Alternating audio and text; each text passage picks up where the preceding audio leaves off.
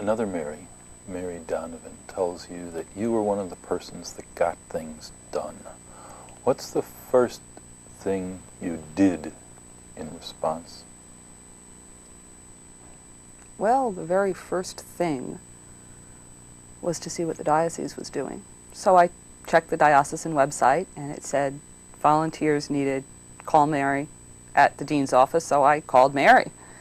And at that time, Mary and I were nodding acquaintances, friendly acquaintances. And when I got her, I said, well, I'm here, what can I do? And she said, get your rear end down here. So I did. And when I got down there, I realized that nobody at the seminary really had a handle on how New York really runs. Mary is from the West Coast, the dean is from Tennessee, and in trying to get a handle on where we could get help, they were calling, well, the mayor's office. Well, the mayor's office doesn't really exist right now. FEMA is busy. So I said, well, do you know about the community boards? Do you know about the unions? Do you know about the locals? Do you know about the community managers? And Mary said, no, how do we get them? And I said, give me a phone book. So I started calling local government, not even agencies, people, offices, and saying, hi, I'm from General Seminary, we're trying to get food, we're trying to get cooking facilities to Siemens Church Institute. What do you have? And it was leaving lots of messages and just having a New Yorker sense of no shame and a good knowledge of the phone book. What's an example of an initial challenge?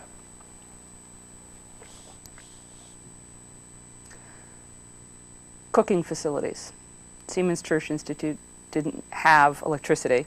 They were cooking on grills, and they were looking for hamburger meat and a place to store it.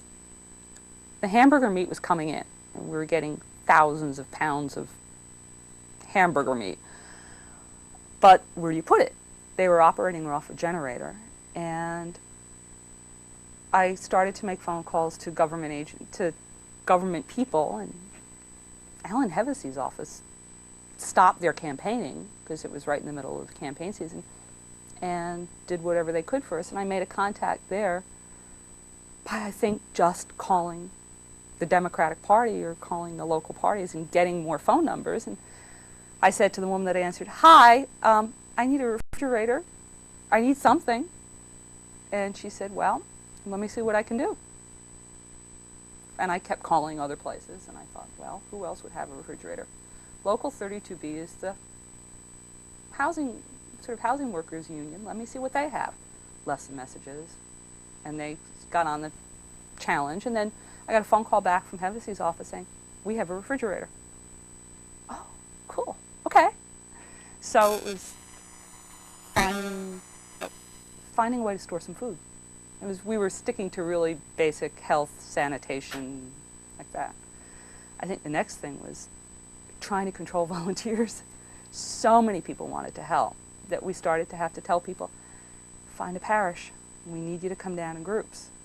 And it was an interesting evangelism opportunity because people were saying, well, I'm not Episcopalian. You don't have to be. Here, I'll give you some phone numbers. So people would say, well, I live on the Upper East Side and I work on the Lower West Side, and I would give them the numbers of parishes and say, call these people, and if they don't have a group, they will now. So it was hooking people who had no clue about the Episcopal Church up with us in a really close to the ground level. That was cool. For some who can't imagine what Lower Manhattan was like without electricity or water or telephone, tell me another story of what went on in the early moments, early days.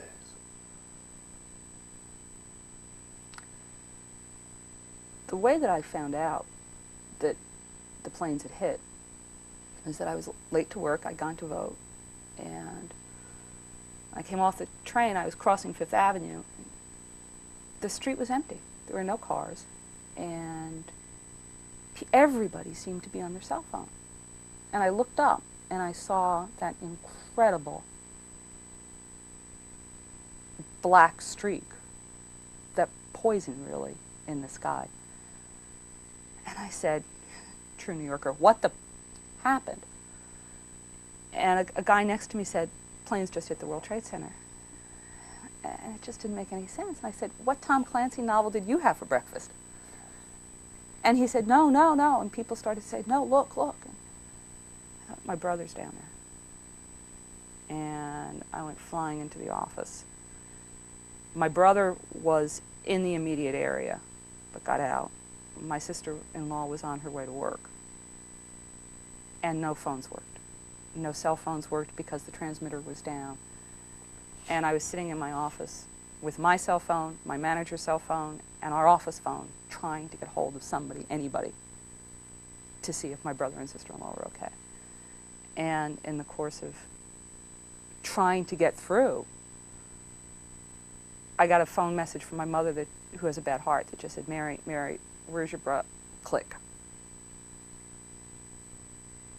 And I didn't know if I had anybody. In the next hour, I got phone calls. And phone calls long distance. What was happening was that people were trying to get a circuit anywhere. And I know I got a circuit through to Corning, New York, and left a message for a friend saying, if you can get a line into New York, please call these numbers and say that I'm okay. It was odd to not have phones ringing. And when I got down to General Seminary, there were the phones for the seminary were working, but we needed a connection to just start making phone calls, so we were using my cell phone, and my bill that month was radioactive. I mean, it was just, everything went through my cell phone. I got a phone call from somebody at 1 o'clock in the morning, a day or so into it. It was the first night I'd gone home, and I crawled into bed, and the phone rang. Oh, God. And it maybe wasn't for me, because we were using my phone, sort of Mary was using my phone, the other volunteers were using my phone just to try to connect. And somebody said, at the other end of the phone said, are you the boot lady? I said, what? Hello? Oh, well, we have boots. Where do we bring boots? Lying in bed, pushing a cat off my face, going, boots. Why do I care about boots? Where am I? Oh, Fulton Street, Broadway and Fulton Street. Oh, okay, thank you. Click. So it was sort of, the message got through. Message to Garcia got through. Another time we had no way of getting downtown because there were police checkpoints everywhere, there was no transportation. Somebody from Siemens or St. Paul's called and said, we need pots. We need pots to boil water. We need big restaurant pots. And I knew we had them at St. Luke in the Fields because we have a variety of feeding programs. But how do you get pots from the West Village down to Fulton Street if you can't drive and you can't take a subway and you can't take a bus? Where would I get the strong people? I'm going to call the New York Sports Club. So I called this gym on 7th Avenue South, and I said, can I talk to the personal trainers? So they gave me this guy named Joe. And I said, hi, you don't know me. I'm trying to get some pots down to Ground Zero. Would you carry some pots? And the guy said, absolutely. Thank you so much for asking. I've been looking for something to do. So he went and collected a pot. And it was an interesting reaction. Please, please give me something to do. Thank you so much for asking me. And anybody was willing to do anything. We have a couple in our parish who was displaced.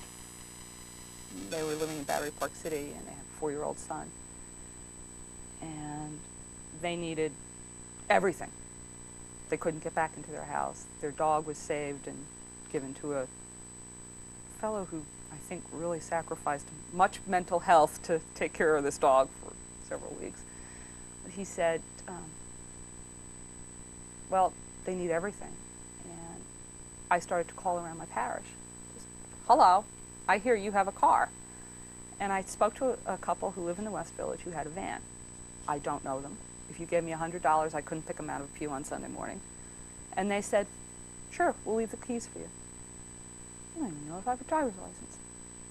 They left the keys, and I went and picked the van up with one of the women who was displaced, and we went out to New Jersey to the home of a woman who was getting married in the next 4 weeks.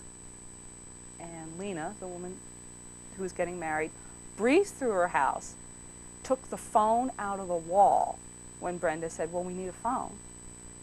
And Brenda said, well, what are you going to do? And Lena said, oh, I have a cell phone. Don't worry about it. We took a mattress.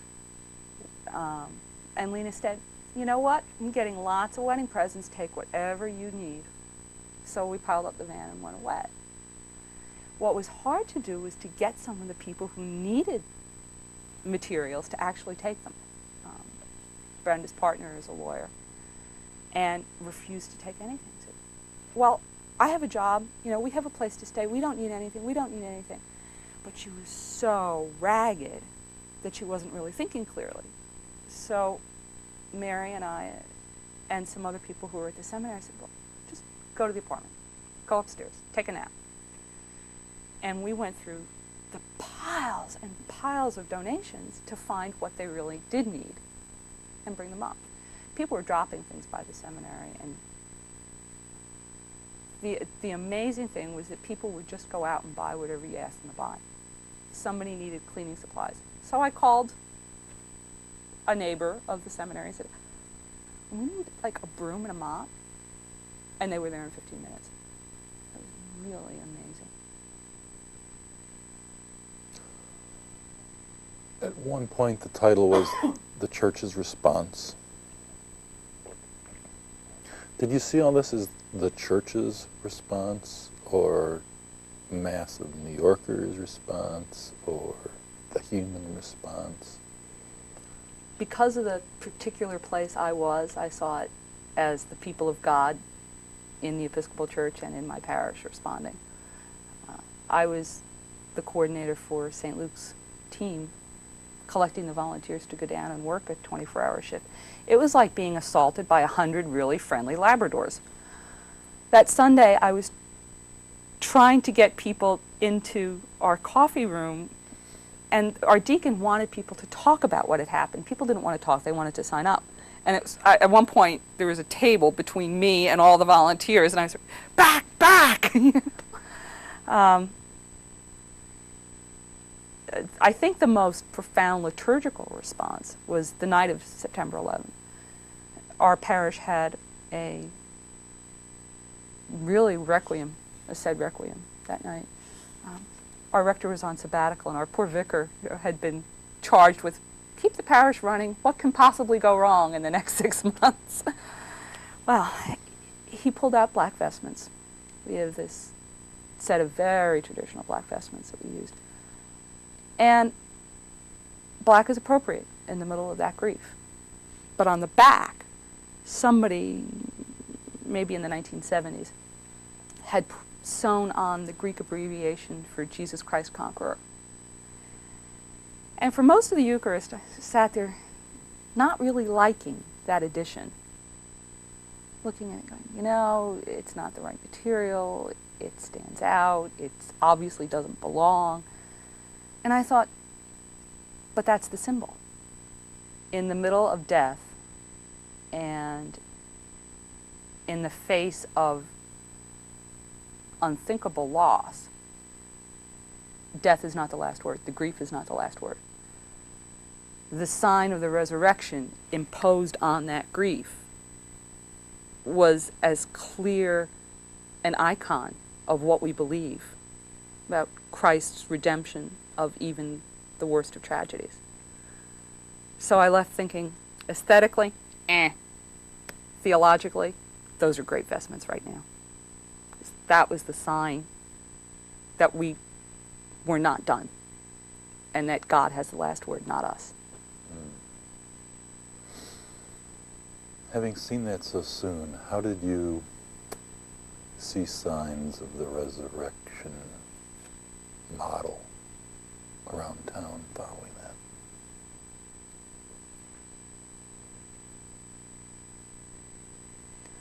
I think that what I was seeing was that space between Good Friday and Holy Saturday, where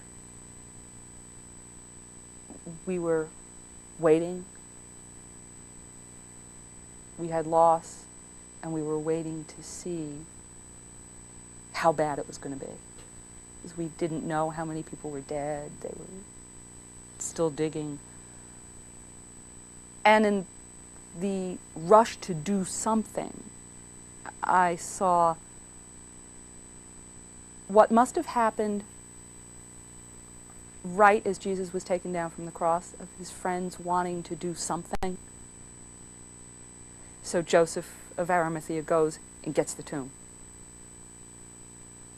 Somebody finds a cloth to wrap him in. That the friends can't bring him back, but we can do something. And I think the city was embodying that community around death.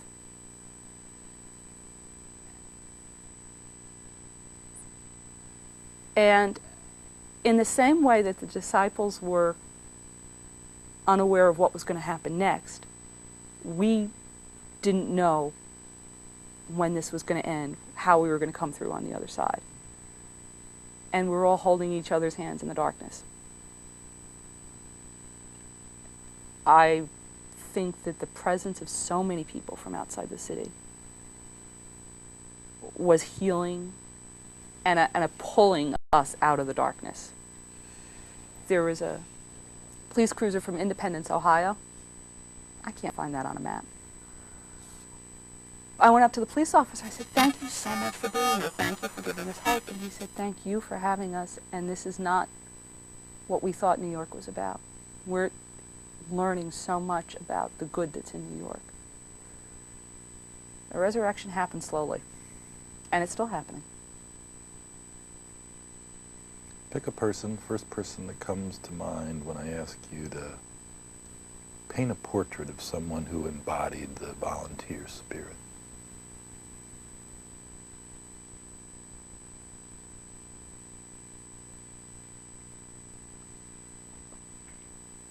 There's so many. Trust the first. Okay. I like Joe, the personal trainer. Never met him. He took a phone call from somebody who could have been some nut job, and New York is full of them, and said, "Yes, I'll leave my job, and yes, I'll go right over." I don't know what he looks like. I know what he does for a living. That's not to say I know who he is. But he was willing to take a chance on a random phone call and go to some place he'd never been, to see somebody he didn't know, to help feed the workers. Now tell me what you discovered about yourself.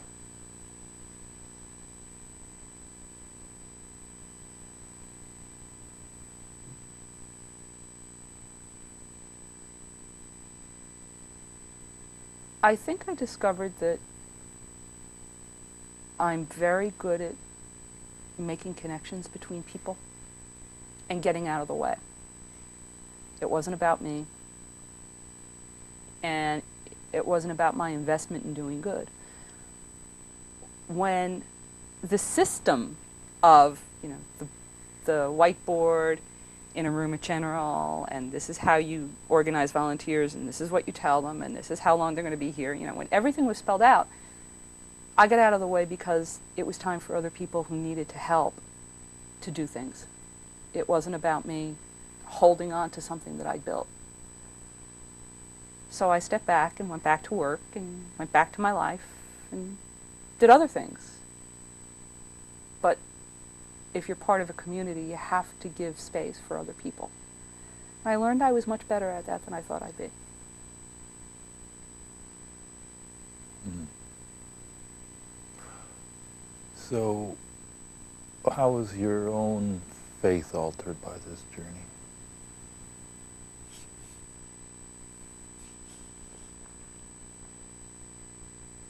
I'm much more in touch with being able to wait for the presence of God in pain.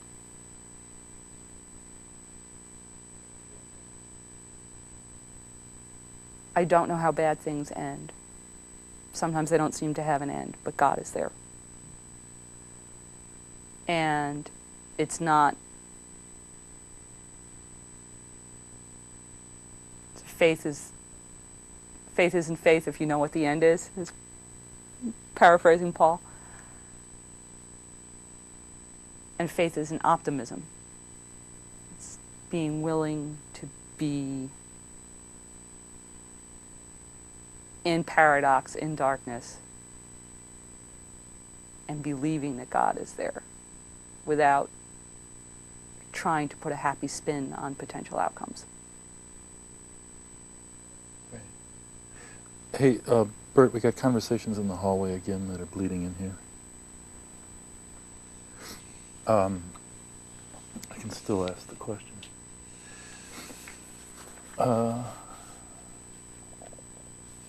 Okay, fine.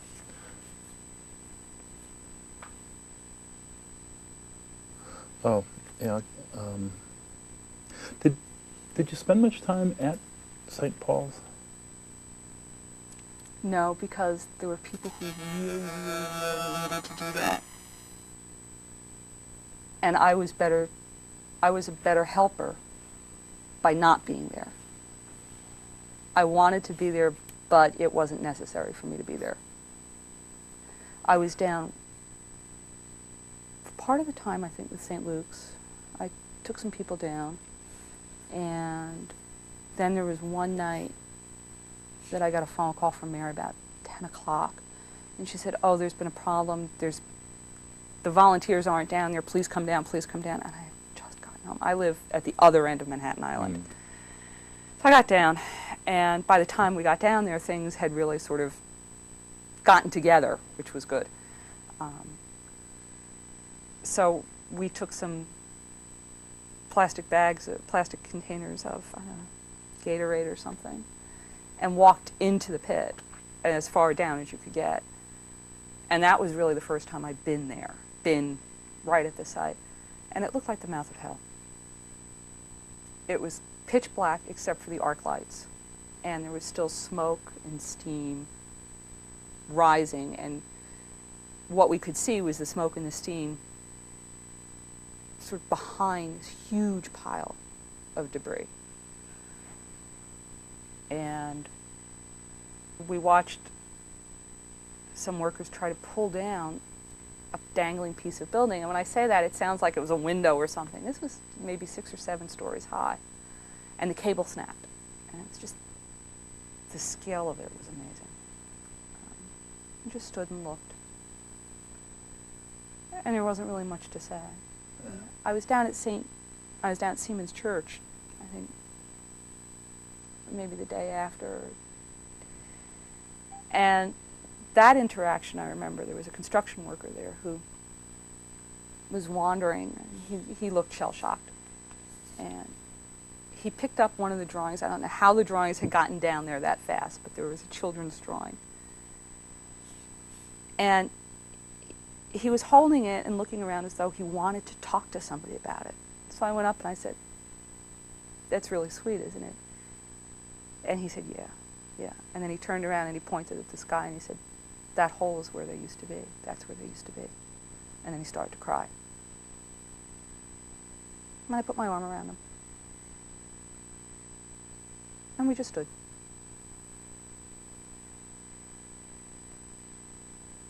I guess my cynical underbelly was surprised that so many people understood the value of silence. That you can sit with someone, and I saw it the brief time I was at St. Paul's, and I saw it at Siemens Church, where you can sit and be present and not have to be spouting something.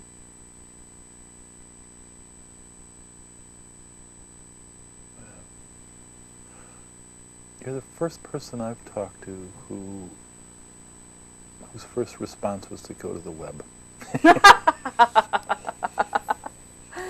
Gen X. So as an observer of the intricate network, how do you describe what you saw in the church overall, the church network response? Immense amounts of love. We had 300 dozen cookies from Dearborn, Michigan. It must have been every parish in Dearborn making cookies. And there was love in every cookie, and you could tell. I belong to several Anglican Episcopal mailing lists. At the time, I belonged to Anglicans, one called St. Bede's. There are a variety, and then I've been online since about 1989 with these. And instantly, people who had no geographical knowledge of New York were flooding the list. You know, New Yorkers, please check in, please check in, please check in, please check in. So I was responding, I'm fine, you know, I've talked to this person, that person, the other person. The fiber optic was burning up everywhere. I mean, you can't really say that about fiber, but that was amazing, instant communication. And there was one person who was sort of riding a hobby horse about something political that had gone on. And I lost my temper. And I said, you know, turn off your bloody computer and go to your parish, and if you want to do something useful, collect toothbrushes and sleeping bags and go collect things. Do something. And I was not expecting this person, who I really don't have much good to say about, to do that. And you know, he was offline for 3 days, and we got a package from his parish. God bless him, you know. I still don't like him, but it was the power of the net to communicate. We got a lot of communication that way. Lots of emails just saying, we're here for you, you're on our prayer list.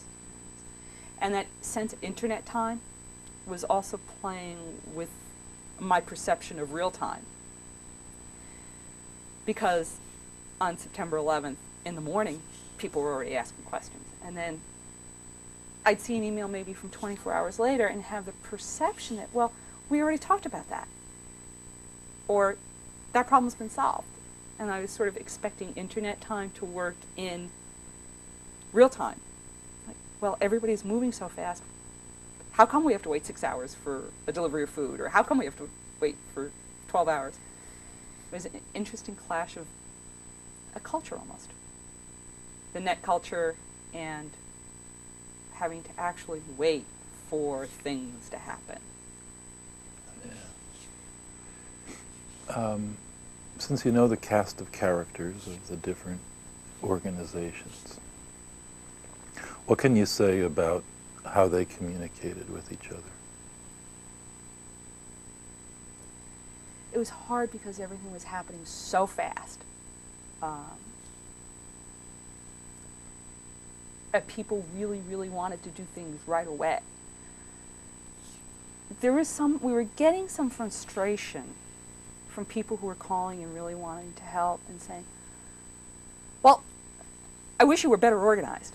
You know, and one day I really did snap, and I said to somebody, well, if we'd had 48 hours notice that this was going to happen, I'm sure we would have done a much better job at organizing.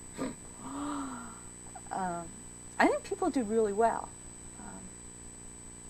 And the problems were not that people weren't doing anything, but people were doing too much. And that net communication almost got in the way, where somebody heard that they needed dog food for the rescue dogs. Well, okay, but that got spread around so fast that I got a phone call from Siemens Church Institute saying, are you the person who got us 5,000 pounds of dog food? Now, I don't know whether it was 5,000 pounds or 5,000 cans. 5,000 anything was too much. And they said, and Mary Graham, she was very, very sweet about it. And I was standing in the middle of a department store just trying to get a good signal. 5,000 what? When? Where? No, I didn't do that. So it was frenetic. But it was ultimately good-humored. I mean, I think, well, what do we do with 5,000 anything of dog food? Call North Shore Animal League. And then it was back to the, well, what's in New York that can use dog food? By the way, North Shore Animal, there's a hot animal medical center. Just call some places. Frenetic, well-intentioned, and we got where we needed to go. Did you get where you needed to go? Integrating what you were doing with all these connections you were making with the connections you needed to make in here. Yes. And more so. Mm. Mary Morris and I are now really good friends. I got to know Ward Ewing well, and what a great, unpretentious guy. The way he met me was that I had taken over his office. On September 12th, I was sitting at his desk using his phone, and he came in and said, "Hello," and I said, "Hello, who are you?" And he said, "I'm Ward Ewing." I said, "Oh, hi, I guess you want your desk?" And he said, no, what you're doing is more important than what I'm doing. I said, "Okay, thank you, but if you want it, Amazing good people who really got out of the way of God and getting out of the way of doing good while doing it. Doing good for others and not for themselves, treating the situation as a project. It's very easy to do good with the subtext, see what a good person I am, and I'm doing this really good stuff, and it's me, and my project, and I didn't see people doing that around me, which was really good. People were there to find out what needed to be done, and that kept changing. And I felt so bad for St. Luke's team. The day they went down, and the day we'd scheduled for a 24-hour shift, the decision was made, because of everything else that was happening and other food sources, to stop serving meals at midnight. So our midnight team went down. There wasn't a lot for them to do. And the 4 a.m. team, God bless them, showed up at the church, didn't see the sign, and sort of wandered around looking for something to do. And nobody was really angry. This is a crisis. Things change. It's okay. So connections with people who are willing to let things go, and connect and learning how to let things go for myself. Mm-hmm. Did the stuff of spirit, the inside stuff, lead you into any new path or surprise you? Well, I had sort of a career change last summer. I moved from a highly technical job, I've been a computer geek for many years, into something that's giving me a wider perspective on what my firm does. And after this whole volunteer experience, I realized, I really am good at connecting people. I love the city. I was born here. My parents were born here. And I love the church. And I thought, well, what can I do to be a good back office person for the church and still be in the city I love? So I'm exploring new things, new ways of possibly being active in the larger church, bringing whatever I've gotten, and I don't think I'll finish covering what has changed in me for a while, to the diocese, to the national church, to see what other gifts I might have that might be useful in that way. Mm. I'm not seeking ordination, never. I thought about it for a little while, but I thought we need lay people who are evangelists and lay people who will make connections. Mm-hmm. And this reaffirmed that for me. I'm going to come back around to the personal journey and discovery about faith, and maybe ask that in another way. Some people have said that, lines from services that they've heard for years suddenly became alive. Was there any line or phrase or anything that popped out that kind of became your guiding light, or were you just like lightning out there anyhow.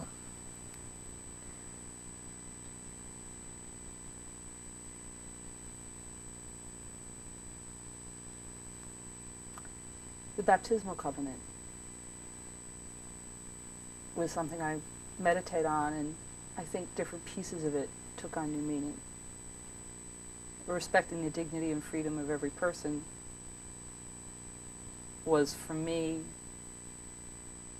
the way of expressing, get out of the way and let other people give their gifts.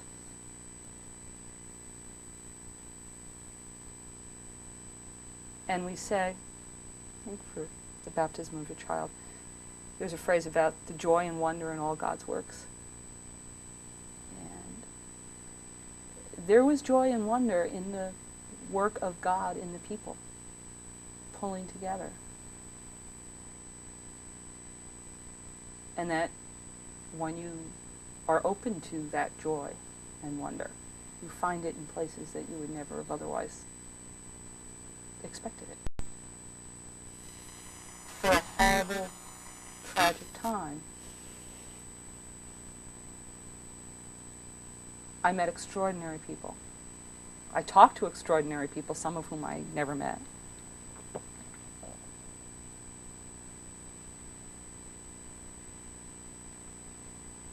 And I saw God's grace being worked out in them, in what they were learning were their own gifts. And I think also the joy and wonder in all his works is being joyful for other people as they make those discoveries. So we're all in this together.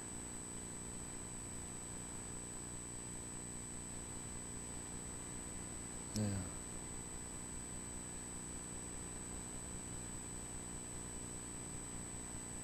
If you had a wild card, would there be anything else you'd like to say? New York is my home. This is, my home, my parents' home. And I love it when people come here. I loved watching new juniors at the seminary who'd arrived maybe a month before, jumping in to help the city and love it as much as I do. And it was making new friends to love the place that I have loved for many years. Take it forward. What would be the story or stories that you'd like to see our grandchildren getting from all this? It's funny because my father used to take me down Fifth Avenue, and he showed me the stoop he sat on to watch Pershing come home from World War I. And my mother has stories about 86th Street and the German neighborhoods in World War II. And I've thought about, what am I going to say about a building that I saw get built and get destroyed?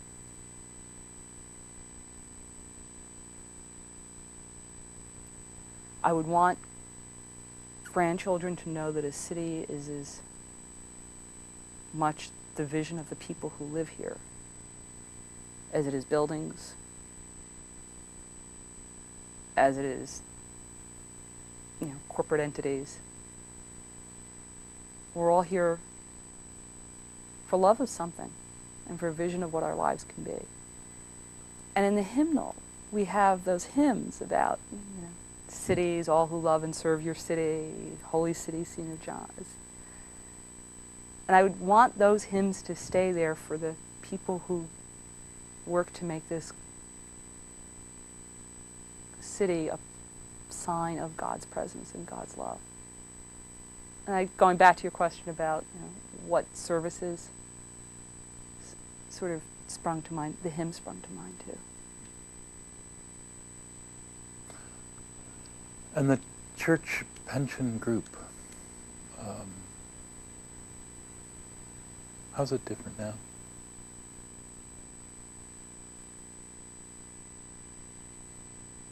I'd say that on September 11th, Alan Blanchard was an amazing source of strength.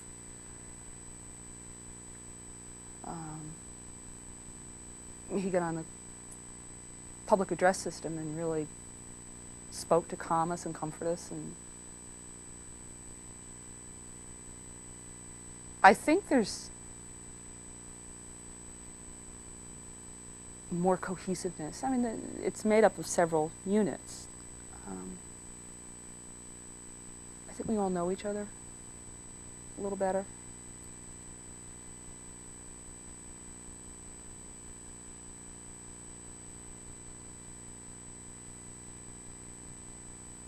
Yeah. There's a more centered atmosphere, I think.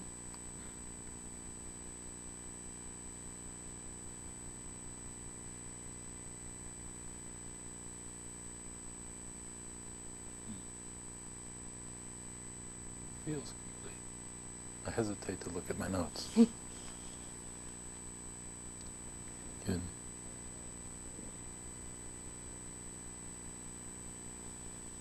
Yeah. So you're getting these bucolic shots of her sitting here while I look through my notes. If there's continuing to roll. Is there another question? I don't think so, but we always need to get this look with her silence.